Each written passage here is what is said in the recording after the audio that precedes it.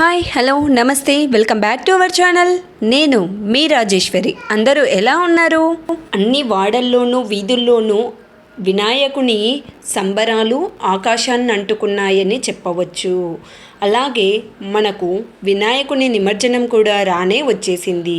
ప్రతి ఒక్కరి వీధుల్లో ఒక్కొక్క ప్రత్యేకతను ఆకట్టుకుంటూ ఈ వినాయకుని సంబరాలు చేసుకుంటున్నారు. ప్రతి సంవత్సరంలాగే ఈసారి కూడా మద్దూర్ నగర్లోని వినాయకుడు జనాలని ఆకట్టుకున్నాడు. అదేంటో మీరు కూడా మా ఛానల్ ద్వారా ఒకసారి చూసేయండి.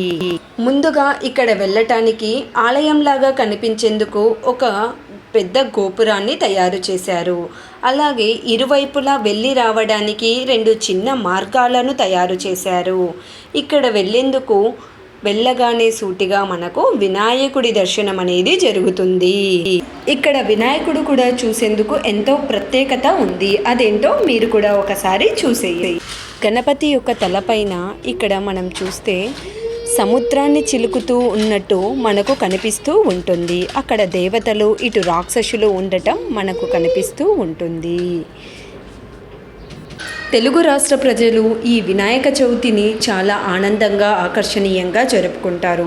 పిల్లలు కూడా ఎంతో ఆనందంగా ఈ సంబరాల్లో పాల్గొనడం జరుగుతుంది. పుస్తకాలకు మాత్రమే పరిమితమైన పిల్లలు కూడా ఈ 9 రోజులు ఈ వేడుకలో పాల్గొనడం జరుగుతుంది.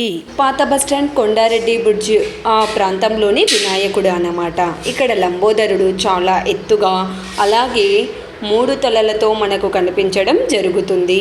ఈ వినాయకుడిని చూసేందుకు కూడా జనాలు చాలామంది ఎక్కువగానే వస్తున్నారు.